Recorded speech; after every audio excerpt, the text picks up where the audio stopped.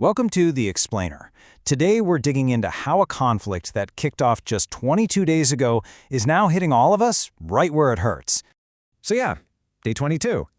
It's been 3 weeks since U.S. and Israeli forces launched what they told us was going to be just a short excursion into Iran. But that initial plan for a lightning-fast 100-hour strike, well, that completely fell apart. It's now bogged down into a really costly and unpredictable war of attrition. So let's break this down. How did this happen? And more importantly, what are these ripple effects that are now starting to reach every corner of the globe? Okay, so the absolute epicenter of this whole crisis is right here, the Strait of Hormuz. You got to think of it as the jugular vein of the entire global energy supply. Now, Iran's strategy here isn't some simple blockade. No, it's what analysts are calling a smart closing. It gives them a hand right around the neck of the global economy. They're not just shutting the door, they're basically acting as the gatekeeper, deciding who gets the key and when. And listen, this is no bluff. They're enforcing this with a swarm and submerge doctrine that conventional navies just find incredibly difficult to counter. We're talking about a massive fleet of fast, hard-to-track assets designed to just overwhelm any defense. So here's the real kicker. Iran is weaponizing who gets to pass through to directly attack the petrodollar system. You know, the system that's made the US dollar the world's go-to currency for oil. By forcing ships to pay in the Chinese yuan for safe passage, this isn't just a military move anymore. It's a direct shot at the foundation of US financial power. And an attack like that on the global financial system, well, it creates immediate shockwaves. So let's take a look at how this whole crisis is starting to affect you directly. The first place most of us are feeling it? The pump. Prices have shot up an average of 30%, pushing gas to $6 a gallon. And that happened fast. But believe me, it is not just about fuel. The UN is now warning about a global food crisis. Why? Because nearly half of the world's key fertilizer components, we're talking urea and sulfur, pass through that strait. And it doesn't stop there. A fifth of all liquefied natural gas and a quarter of all seaborne oil also depend on that single waterway. And here's the tech angle you probably didn't see coming. This blockade has choked off the global supply of helium, and helium is absolutely essential for making advanced semiconductors. So you can see the problem, right? Places like Taiwan are completely dependent on that supply. So as this economic crisis got deeper and deeper, Washington called its allies for help, and the response they got was, well, it was pretty telling. Key NATO allies and partners like Germany, Spain, Italy, and even Australia, they all flatly refused to send warships. They basically said, nope, not getting involved in this one. And suddenly, the United States is looking very, very isolated on the world stage. This isolation has created a huge opening for America's rivals. I mean, look at Russia. They're now earning an extra $150 million a day from oil sales because the U.S. was forced to loosen sanctions just to keep prices from totally exploding. Meanwhile, you've got China stepping into the void, playing the part of the responsible adult. They're forging new trade partnerships and are starting to be seen as the new center of stability. They are the primary beneficiaries of all this chaos, both diplomatically and economically. And this whole damaging cascade of consequences, it illustrates the final ripple effect. The war's political cost is now spiraling completely out of control, right back home in Washington. Now, what's really fascinating here is that the administration can't even seem to keep its story straight about why the war started in the first place. You have the Pentagon saying there was no sign of an imminent threat, while the White House is saying the decision was based on Trump's feeling, based on fact. This whole mess has led to an incredible strategic paradox. The U.S. is now forced to let its adversaries sell oil, effectively funding the very regime it's fighting, just to keep gas prices at home from skyrocketing even more. It's unbelievable. And all of this is happening while the administration is turning around and asking for another $200 billion to fund a deeply unpopular and unauthorized conflict. A war without a clear reason is now getting a massive, massive price tag. So, after 22 days, it really feels like all military options are pretty much exhausted, leaving the entire world in this very dangerous deadlock. Iran, feeling like it has the upper hand, has put its demands on the table for a ceasefire, and the terms are steep. We're talking full financial reparations, a total U.S. military withdrawal from the Persian Gulf, and security guarantees for its allies. Those are terms Washington is very unlikely to accept. The only real path out of this crisis is through diplomacy. But with each passing day, as the economic pain gets worse and the battle lines harden, that door just seems to be closing, little by little. And this leaves us with a final, pretty provocative thought. This isn't just a regional conflict anymore. This is a global stress test of our alliances, our economies, and the entire post-World War II order. So the real question is, what happens to all of us if the system breaks? So it's Saturday morning, right? March 21, 2026. Right. And you wake up, you grab your coffee, maybe you have to run some errands. Yeah, the usual weekend routine. Exactly. Yeah. But then you pull up to the gas station and you just sort of stare at the sign because you have to blink twice. Oh, Because right. diesel is sitting at $5.80 a gallon. Which is just wild. $5.80. And in some states, I mean, it's already crossed $6. Yeah, it's staggering. And then, you pull out your phone while you're pumping gas. Yeah. And your news feed is just this wall of anxiety. Endless notifications. Right. Financial outlets are pushing these alerts about a sudden, inexplicable halt on exporting certain consumer electronics. The microchips. Yes, the microchip shortages are back.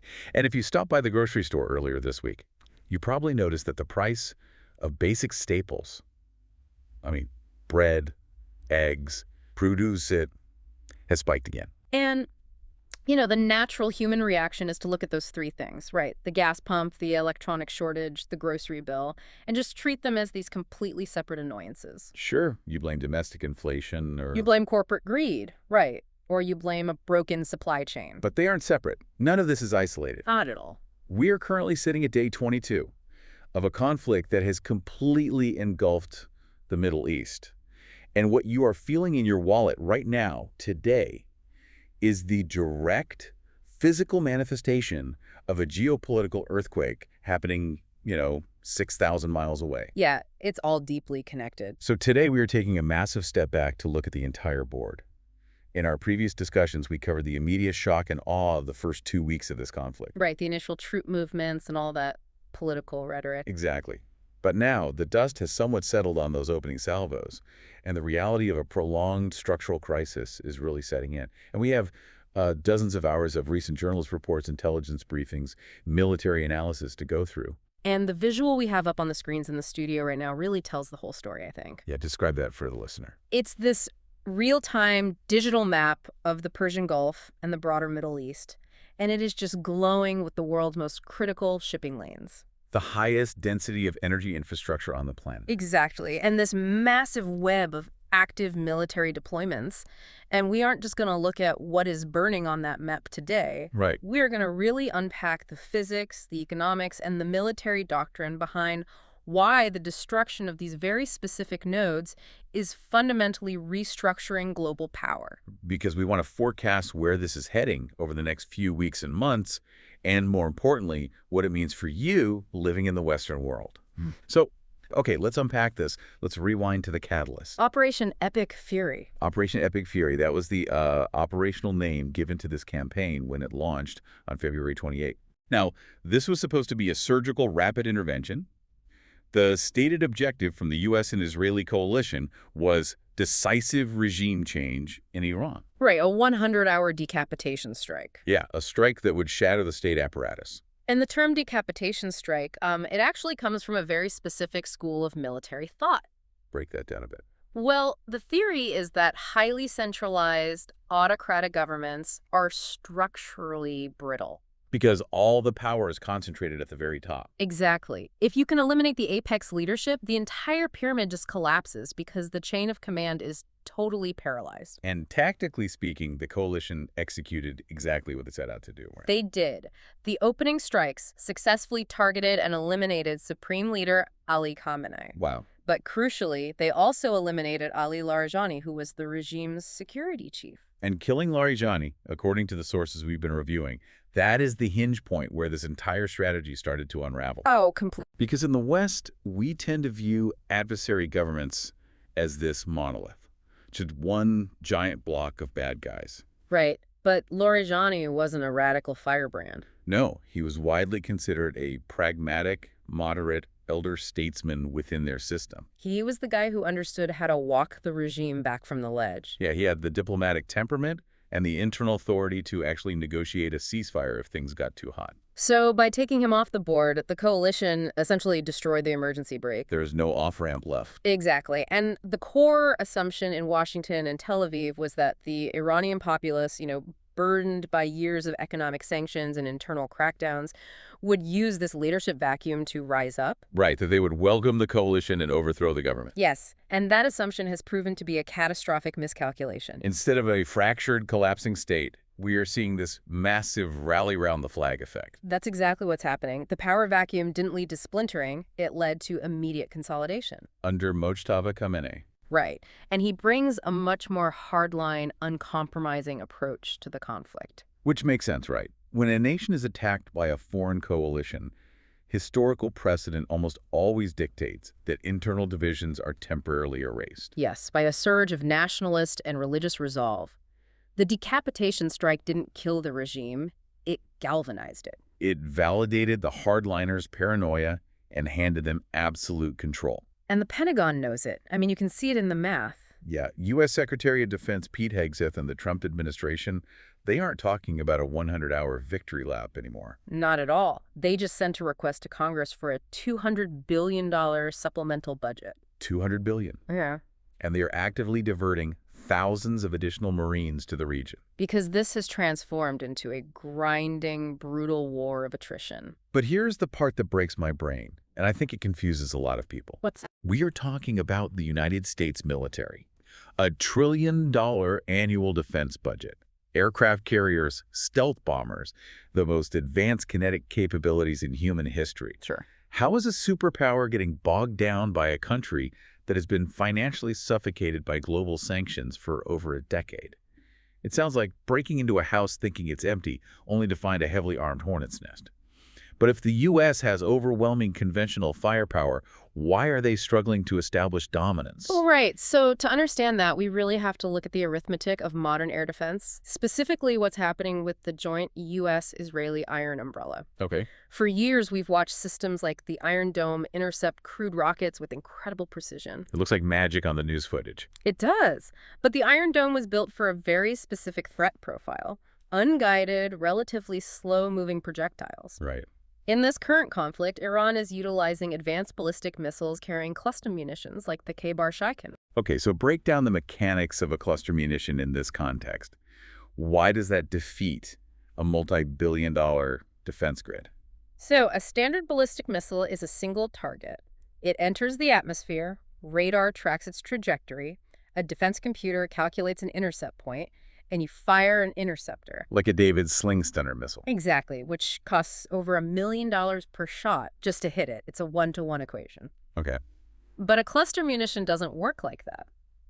As the Iranian missile approaches its target, say, the airspace over Ramat Gan near Tel Aviv, the nose cone opens in the terminal phase of the flight, high above the ground. And it releases dozens, sometimes hundreds, of smaller, independent submunitions. Precisely. So the radar screen suddenly goes from tracking one massive blip to tracking 50 small, erratic blips raining down simultaneously. Right. The defense system becomes instantly saturated. It physically does not have enough interceptors in the air or launchers on the ground to target every single submunition. Wow. And even if it did, the economic math is ruinous. Yes.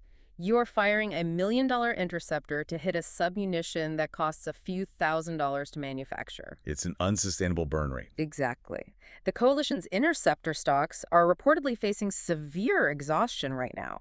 Which means the U.S. is being forced to make agonizing strategic choices. Prioritizing the defense of critical Israeli population centers over covering their other Gulf allies. And the vulnerability isn't just on the defensive side either. Yeah. The offensive myth of Western aerial invincibility has taken a massive hit. Oh, the F-35 incident. Yeah. The F-35 Lightning II is supposed to be the crown jewel of American air superiority. It is a fifth-generation stealth fighter. It's designed to be a ghost on radar. You literally cannot see it until it has already dropped its payload and left the airspace. Right. Yet, our sources confirm, and there is footage circulating globally, of an advanced U.S. F-35 sustaining a hit while operating in Iranian airspace. And being forced to make a desperate emergency landing. Shattering that myth of invincibility. The psychological impact of that emergency landing cannot be overstated. For half a century, the foundational pillar of U.S. military strategy has been the assumption of total, uncontested air supremacy. The belief that the U.S. can enter any airspace on Earth, dismantle the enemy's anti-aircraft batteries with relative impunity, and establish a no-fly zone. Exactly. The fact that Iran's domestic anti-aircraft capabilities managed to target, track, and damage a stealth platform fundamentally rewrites the rules of engagement. It proves that the airspace is highly contested and highly lethal. Very lethal. But let's take this down from the airspace to the wire, because this is where the conventional military mismatch becomes truly glaring. For Persian Gulf. Right. The U.S. Navy has aircraft carrier strike groups, guided missile destroyers, nuclear submarines. If you line up the assets side by side, it shouldn't even be a contest. On paper, no. Yet the U.S. is struggling to establish dominance in the Persian Gulf. Why can't a multi-billion-dollar Aegis destroyer just lock down the waterway? Because of a doctrine known as asymmetric deterrence, specifically a tactic called swarm and submerge. Swarm and submerge. Yes. Iran recognized decades ago that trying to build aircraft carriers or massive destroyers to fight the U.S. Navy symmetrically was a fool's errand. They couldn't afford it, and they couldn't out-engineer the West. So they spent the last 20 years building a military designed explicitly to exploit the geographical vulnerabilities of the Persian Gulf. Because the Gulf isn't the open Pacific Ocean. It's incredibly narrow, it's shallow, and it's heavily congested with commercial traffic. Exactly. It is a maritime choke point. Iran has deployed an estimated 600 unmanned speedboat drones. 600? These are essentially automated, high-speed surface vessels packed with high explosives. They also have a fleet of roughly 300 highly maneuverable, fast-attack missile vessels. Wow. And perhaps most dangerously, a fleet of 25 Ghadir-class midget submarines. Wait, midget submarines? That sounds almost archaic compared to a nuclear sub. They are small, yes, but in the shallow, warm, highly saline waters of the Persian Gulf, acoustic sonar is incredibly unreliable. Oh, interesting. The sound waves bounce off the uneven seafloor and the varying temperature layers, they call them thermoclines. Okay. A massive U.S. nuclear submarine is actually at a disadvantage there because it's too big to maneuver effectively in the shallows. Right. These small Iranian subs can sit silently on the seafloor, virtually undetectable, waiting for a target to pass overhead. So imagine you are the commander of a U.S. guided missile destroyer. You enter the Gulf.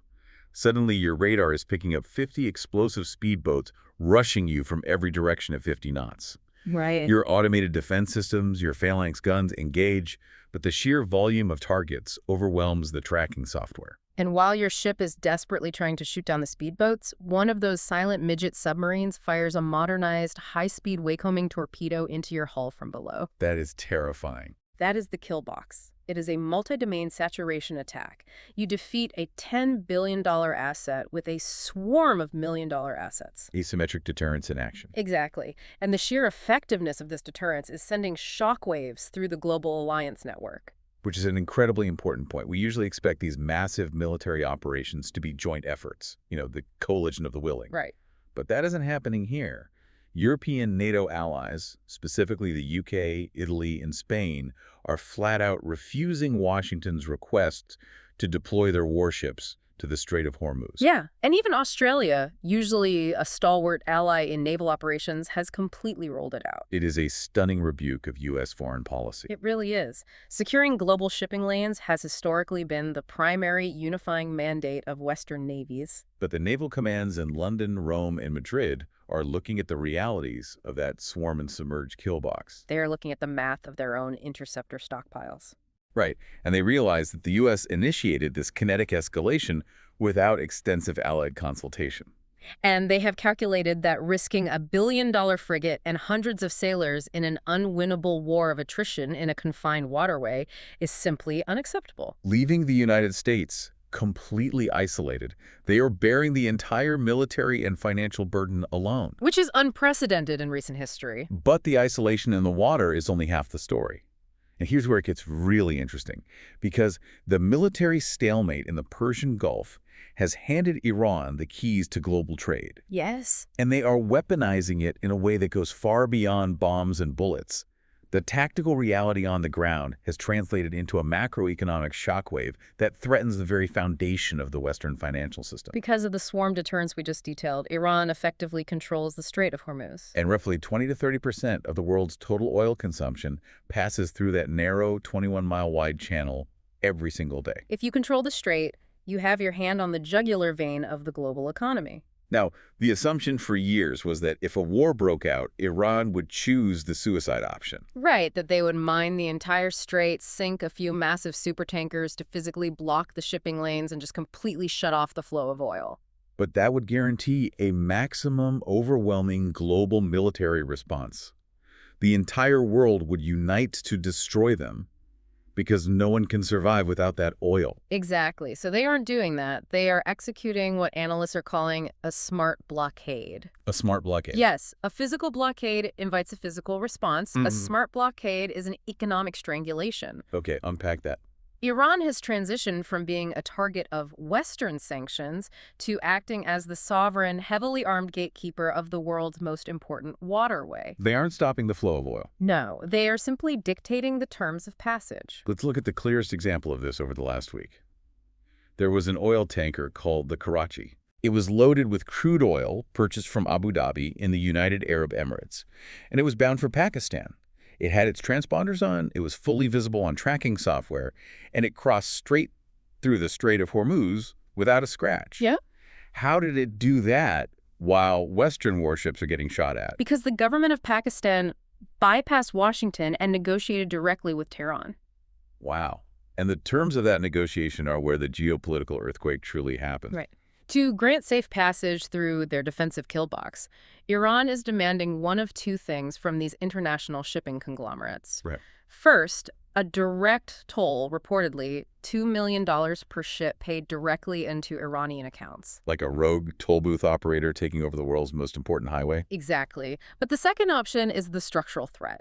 They are mandating that these massive energy trades be settled and cleared not in U.S. dollars, but in Chinese yuan. Okay, let's pause and really pull this apart because this goes way beyond the price of gas. Is this really a death blow to the U.S. dollar or just an emergency bypass? It is a massive structural threat to the petrodollar, which is essentially the bedrock of American economic supremacy. For the last 50 years, a global agreement has existed where almost all international oil is priced, bought, and sold exclusively in U.S. dollars. And the mechanics of the petrodollar are what make the modern American economy possible. Right. Every nation on Earth requires energy to survive. Therefore, every nation on Earth, from Japan to Brazil to South Africa, must hold massive reserves of U.S. dollars in their central banks just to buy the oil they need to keep their lights on. This creates an artificial, insatiable global demand for the U.S. currency. Yes. And what does the rest of the world do with all those dollars sitting in their accounts? They don't just shove physical cash under a mattress? No, they invest it back into the United States by buying U.S. Treasury bonds. They loan that money to the U.S. government. Precisely. And that constant influx of foreign capital buying our debt is what allows the United States to finance its astronomical national debt. Which recently breached the $39 trillion mark. It's a recycling loop. The world needs dollars for oil, so they buy our bonds, which keeps our interest rates artificially low. And allows the government to run massive deficits without causing hyperinflation at home. So when Iran parks a fleet of explosive speedboats in the Strait of Hormuz and tells Pakistan, India, and everyone else, you can only buy this oil if you pay in Chinese yuan. They are taking a sledgehammer to that recycling loop. They are forcibly decoupling the world's most critical energy choke point from the U.S. financial system. Exactly.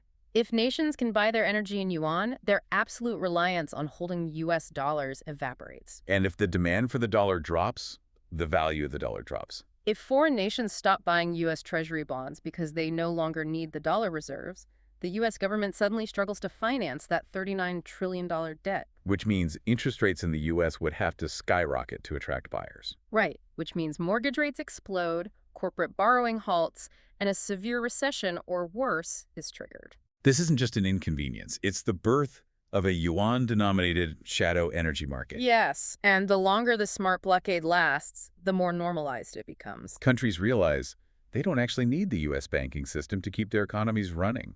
It is a terminal threat to Western financial hegemony. Yeah. And you can smell the absolute desperation in Washington as they try to counter this. Because the physical constraint on supply has already surged domestic gas prices in the U.S. by 30%. Oil is touching $120 a barrel. If it hits 150 or 200, the Western economy grinds to a halt. So, to prevent an immediate collapse right before the midterms, the U.S. Treasury, under Secretary Scott Bessent, has initiated what they are terming a break-the-glass contingency plan. A plan that requires abandoning almost every geopolitical principle the West has championed for the last 4 years. Right. To ease the supply pressure, the United States has officially temporarily unsanctioned Russian oil for a 30-day window. It is a stunning reversal. The entire Western world spent years building an incredibly complex, painful sanctions regime to choke off the Russian economy in response to the war in Ukraine. They sacrificed European industrial capacity to isolate Moscow. Now, because of a crisis initiated by a botched excursion in Iran, Washington is unilaterally blowing a hole in their own sanctions wall. They're handing Russia a reported windfall of $150 million every single day. It's essentially funding the Russian war machine to subsidize the American gas pump. But it gets even crazier. The Treasury is openly considering lifting sanctions on Iranian oil that is currently sitting in ghost fleets at sea. Yeah, there are roughly 140 million barrels of Iranian crude floating on tankers just waiting for a buyer. The historical irony is almost difficult to articulate. It really is. The United States launched a massive military strike to weaken the Iranian regime. That strike triggered an asymmetric response that choked global energy markets. Right. To fix the energy markets and save the U.S. consumer from hyperinflation, the U.S. is now exploring avenues that would allow Iran to sell its oil freely. Effectively handing billions of dollars in revenue to the exact same adversary they're currently bombing. They're funding the enemy's war effort against them just to buy a 2-week reprieve on domestic inflation. It's the definition of an unwinnable feedback loop. Absolutely. But while the U.S. plays economic whack-a-mole with sanctions, the physical reality on the ground in the Middle East is rapidly deteriorating into pure kinetic devastation. The gloves have completely come off. Yeah, and we are now witnessing an energy infrastructure tit-for-tat that is redrawing the map of the Gulf. The blockade is the economic weapon, but the physical destruction of the facilities that pump, process, and export energy is where the generational damage is occurring. This massive escalation was triggered when Israel launched a deep strike into the Persian Gulf, directly targeting the Iranian South Pars natural gas field and its adjacent processing refineries. And we need to understand the scale of South Pars. This isn't just a couple of pump jacks in the desert. No, South Pars is the largest natural gas field in the world. It is a massive underwater reservoir that Iran shares with Qatar. It is the absolute lifeblood of the Iranian domestic economy and their power grid. Striking it was crossing a massive red line. And the Iranian retaliation was swift, disproportionate, and devastatingly accurate. They promised to target regional energy infrastructure allied with Western interests, and they executed. They launched a massive coordinated missile and drone swarm against the Ras Laffan industrial city in Qatar. Which is Qatar. This country that hosts the Al Udeid Air Base, the largest U.S. military installation in the Middle East. Qatar is supposed to be untouchable. Right. And Ras Laffan isn't just an industrial park. It is the single largest liquefied natural gas, or LNG, export terminal on the planet. Explain the significance of that. When natural gas is extracted, you can't just put it on a boat. It's a gas. It takes up too much volume. You have to cool it down to negative 260 degrees Fahrenheit, which condenses it into a liquid, shrinking its volume by 600 times. Wow. Negative 260. Yeah. That process happens in massive, incredibly complex facilities called liquefaction trains. These trains are marvels of modern engineering. They use giant, specialized cryogenic heat exchangers, massive compressor turbines, and specialized metallurgy that can handle extreme temperatures without shattering. You do not just build one of these overnight. No. And Qatar Energy confirmed that the Iranian strike caused extensive damage to these liquefaction trains. The immediate result was that an estimated 17 to 20% of the entire global LNG export capacity was knocked offline overnight. Which is just a staggering chunk of global supply. The raw financial toll is being estimated at $20 billion in physical damage alone.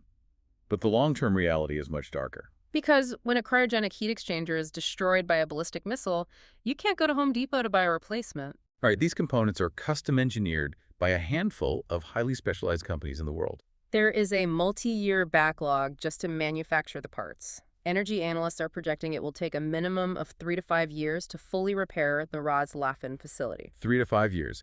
It is a structural amputation of global energy supply. Qatar is already warning that they will likely have to declare force majeure, an act of God clause, on their long-term locked-in contracts supplying LNG to Italy, Belgium, South Korea, and China. Winter heating, industrial power, electrical grids in Europe and Asia are now facing a severe multi-year deficit. And the collateral damage extends immediately to the surrounding region. Because of the initial strike on the South Pars field, the gas flow to neighboring Iraq was severed. Right. Iraq relies heavily on Iranian natural gas imports to fuel its domestic power plants. When the field was hit, Iraq lost 3,100 megawatts of power generation, essentially overnight. Millions of people, hospitals, businesses in a key regional nation were plunged into rolling blackouts. But Iran's retaliation wasn't contained to Qatar. They systematically expanded the target list. Yeah, the sources detail how they struck the massive Bayzan Group oil refinery complex in Haifa, Israel, triggering massive fires. They launched ballistic missiles at refinery infrastructure near Riyadh in Saudi Arabia.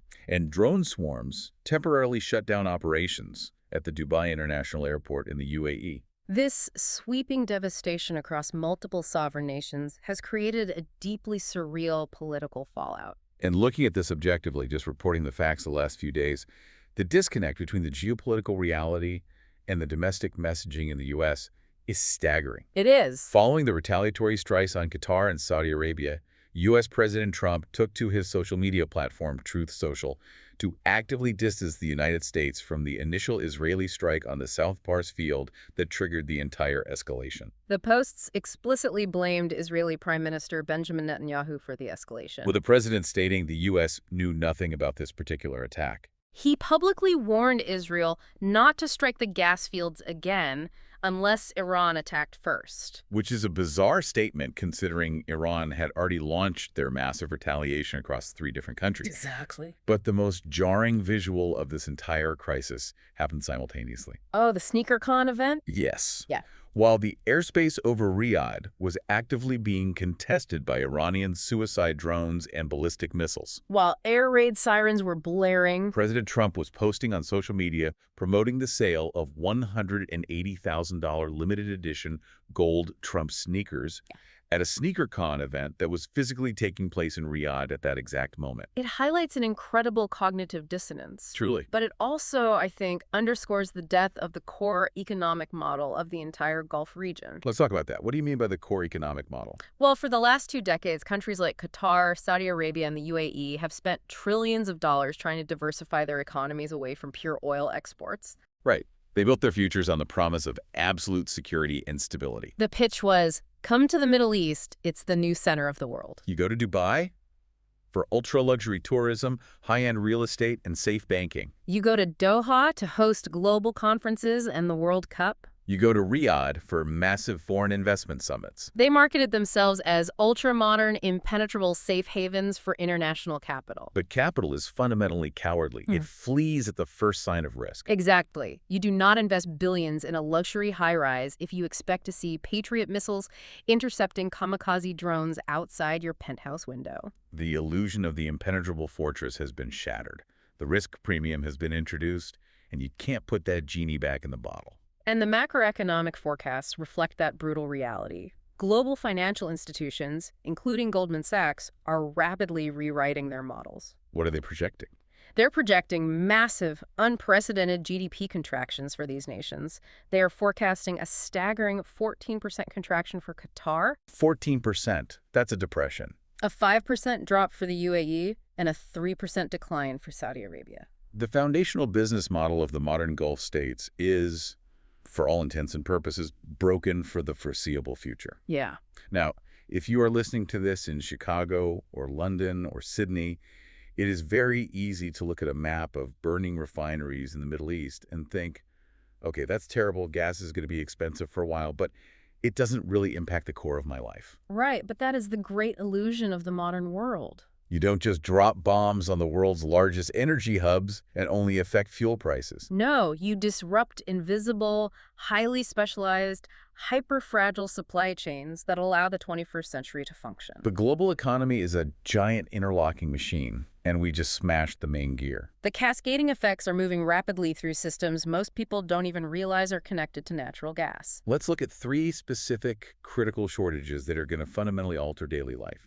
The first is helium and the global microchip industry. Right. Now, when most people hear the word helium, they think of party balloons or blimps.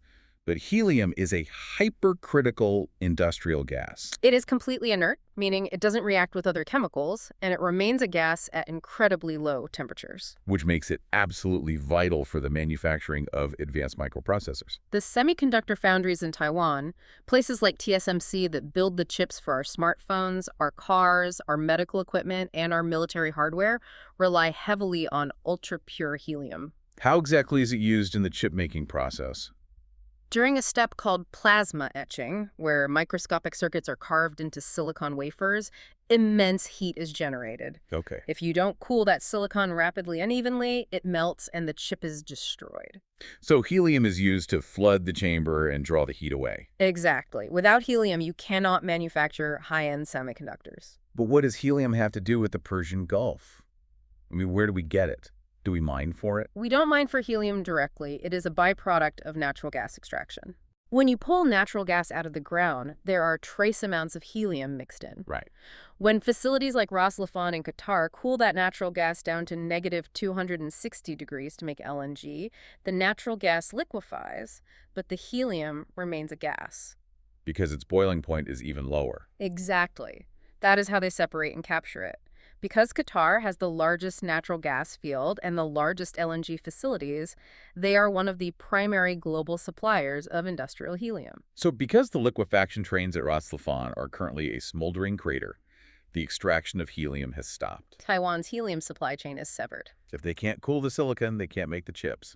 The destruction in the Gulf is actively triggering a global tech crisis, entirely independent of any direct conflict with China. The screens we look at, the cars we drive, the routers that run the internet, the supply chain for all of it is suddenly paralyzed. And while a shortage of electronics is economically devastating, the second hidden supply chain crisis is an existential threat to human survival. Fertilizer and global food security. Yes. The United Nations World Food Program is already ringing every alarm bell they have. We're looking at a scenario where agricultural yields are going to plummet globally. And again, the connection isn't immediately obvious to most people. What does natural gas have to do with growing corn in the American Midwest? Everything. It is the foundation of modern agriculture due to a chemical process discovered a century ago called the Haber-Bosch process. Walk me through that. To grow food at the scale required to feed 8 billion people, the soil requires massive amounts of nitrogen. Now, there is plenty of nitrogen in the air, right? There is, but plants can't absorb it directly. The Haber-Bosch process takes methane, which is natural gas, and subjects it to extreme heat and steam to extract the hydrogen. Okay. You then combine that hydrogen with atmospheric nitrogen under massive pressure to create ammonia. And that ammonia is the building block for all synthetic nitrogen-based fertilizers. Precisely. Natural gas isn't just the fuel that powers the tractor, it is the literal raw material, the chemical feedstock used to manufacture the fertilizer. If you do not have cheap, abundant natural gas, you cannot produce ammonia. If you don't have ammonia, you don't have fertilizer. And without synthetic fertilizer, global crop yields drop by roughly 50%. And the crisis is compounded by the logistics of the smart blockade. According to the Fertilizer Institute, nearly 50% of the world's export supply of urea and sulfur-critical components for agricultural nutrients physically transits through the Strait of Hormuz. So you have a dual shock. The natural gas required to make the fertilizer is offline because the Qatari facilities are destroyed. And the fertilizer components that do exist in the region are trapped behind an Iranian blockade demanding yuan settlements. The agricultural supply chain is broken at the source. We saw a preview of this in 2022 when the war in Ukraine disrupted grain and fertilizer shipments from the Black Sea. Food prices spiked globally. But that was primarily a logistical disruption. The factories still existed. What we are facing in 2026 is a structural deficit. The physical infrastructure to process the gas has been destroyed. Farmers right now, as planting season approaches in the Northern Hemisphere, are facing astronomical fertilizer costs. And they will pass those costs directly to the consumer. The inflation at the grocery store isn't going to be a temporary spike. It is locked in for the next harvest cycle, Potentially creating severe food insecurity in developing nations and massive political unrest over the cost of living in the West. The domino effect is staggering. It's like setting up a row of dominoes. You knock over a gas field in the Middle East, and a month later, a farmer in the American Midwest can't afford to plant corn. And we are seeing it hit global logistics and travel immediately as well. Yeah, the third major supply chain disruption, aviation. It's not just the Dubai airport temporarily pausing flights due to drones. Airlines are canceling routes across the entire Middle East. The airspace over Iraq, Syria, and Iran is functionally a no-fly zone, meaning global cargo routes between Europe and Asia have to detour thousands of miles. Burning more fuel and increasing shipping costs. And the uncertainty is causing panic buying. Aviation authorities as far away as Vietnam and Thailand are warning their domestic airlines to prepare for drastic flight reductions. Because the panic over the Strait of Hormuz has caused massive hoarding of jet fuel across Asia. Exactly. A missile strikes a gas field in the Persian Gulf, and a consumer can't buy a smartphone, and a passenger in Hanoi can't book a domestic flight. The interconnectivity is terrifying. It is. And we have to ask the hard question. Are we past the point of no return for these supply chains? Yeah. I mean, can they adapt? If we connect this to the bigger picture, supply chains are complex, and yes, they possess a degree of elasticity. Eventually, the market will incentivize building new LNG terminals in places like the U.S. Gulf Coast or Australia. Companies will try to source helium from different gas fields. But here is the brutal reality of industrial physics. Yeah. You cannot perform magic. You cannot build a multi-billion-dollar cryogenic liquefaction train in a month. You cannot invent new, massive sources of helium out of thin air. You cannot wish millions of tons of synthetic ammonia into existence without the hydrocarbon feedstocks. Right. So the inflation generated by these specific bottlenecks is not cyclical. It is a systemic, structural shock that is baked into the global economy for the next 3 to 5 years, while the physical infrastructure is slowly, painfully rebuilt. Which brings us to the final, sweeping reality of this deep dive. The geopolitical chessboard. Exactly. While the United States, Israel, and Iran are locked in this devastating infrastructure-destroying war of attrition, tearing the global economy apart, the rest of the world isn't just standing still. The geopolitical landscape has been fundamentally, perhaps permanently altered in the last 22 days. Other global powers are sitting back, watching the Western alliance exhaust itself and reaping immense strategic benefits. Let's start with Russia. The strategic windfall for Moscow is almost incalculable. As we discussed earlier, to keep global oil prices from triggering a Western economic collapse, the U.S. was forced to lift oil sanctions on Russia, handing them an extra $150 million in revenue every single day. but the benefit goes far beyond just cash flow. It is the diversion of Western military capacity. The United States is now requesting $200 billion to fight a war in the Middle East. And the defense industrial base only produces so many artillery shells, so many Patriot interceptors, so many drones. The munitions that were previously earmarked to support Ukraine are now being desperately diverted, loaded onto cargo planes, and flown to Israel and the Persian Gulf. The United States is cannibalizing its own deterrence in Eastern Europe to plug the holes in a failing Middle Eastern strategy. Russia is effectively watching its primary geopolitical adversary fund and facilitate Moscow's strategic goals by stumbling into a secondary crisis. And then there is China. Beijing has positioned itself brilliantly. They are sitting entirely outside the kinetic conflict. They aren't dropping bombs. They aren't launching drones. They are quietly, methodically acting as the diplomatic, responsible adult in the room. While the United States is increasingly viewed by the global South as the instigator of chaos and instability, China is acting as the guarantor of trade. They are utilizing the Iranian smart blockade to rapidly expand the use of the yuan for global energy settlements. Bypassing the U.S. financial system entirely, they are presenting themselves to the world as the stable, reliable partner at the exact moment the global perception of U.S. reliability is in freefall. But China's gain isn't purely diplomatic. They are physically gaining ground because the United States is literally abandoning it. The Pacific vacuum. Yes, analysts are calling it the Pacific vacuum. For the last decade, the overarching bipartisan strategy of the U.S. military has been the pivot to Asia. The idea was to transition forces out of the Middle East to build a massive deterrent against Chinese expansion in the Indo-Pacific. And the events of the last 22 days have completely reversed that pivot. A war in Iran requires an immense logistical footprint. We are seeing confirmed reports that the Pentagon is actively pulling highly advanced and Patriot missile defense batteries out of South Korea and Japan, Stripping the umbrella away from crucial Pacific allies to defend assets in Saudi Arabia and the UAE. Furthermore, they are diverting entire Marine Expeditionary Units, specifically the 31st MEU, which operates in the Pacific, and sending them directly to the Gulf. It is the death of the two-war construct, the long-held belief that the United States military had the capacity, the manpower, and the logistics to fight two major regional conflicts simultaneously. By stripping the deterrence from the Indo-Pacific to fight a war of attrition in Iran, the U.S. is signaling to the world that it simply does not have the depth to hold the entire global line. It feels like the U.S. is a bouncer who left the front door of the club completely unguarded to go break up a massive fight in the back alley. You were just inviting anyone else to walk right in. Is this the end of Western military primacy? That is the ultimate geopolitical conclusion of the intelligence reports we are analyzing. This conflict, initiated as a quick excursion, has terminally eroded perceived Western military deterrence. Look at the aggregate data points.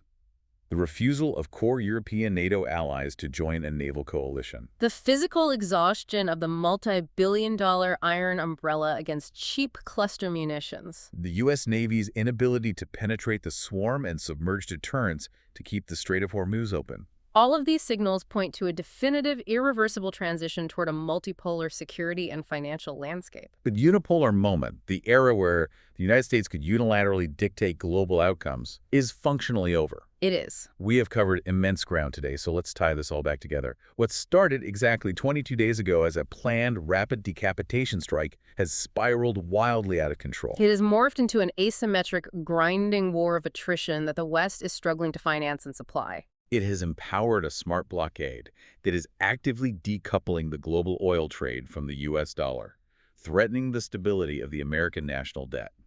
It has resulted in the kinetic destruction of critical LNG infrastructure in Qatar and refineries across the Gulf, fundamentally breaking the economic model of the region. And it is actively paralyzing global food, technology, and aviation supply chains by removing essential feedstocks like natural gas and helium from the global market. It has isolated the United States both diplomatically and militarily, forcing them into the absurd paradox of funding their geopolitical rivals, lifting sanctions on Russian and Iranian oil, just to keep their own domestic economy from collapsing under the weight of hyperinflation. So tomorrow morning, when you are running errands and you drive by that gas station and see diesel pushing $6 a gallon, or when you notice your grocery bill spiking, or you read about the latest tech shortage, remember the sheer scale of the mechanics we discussed today.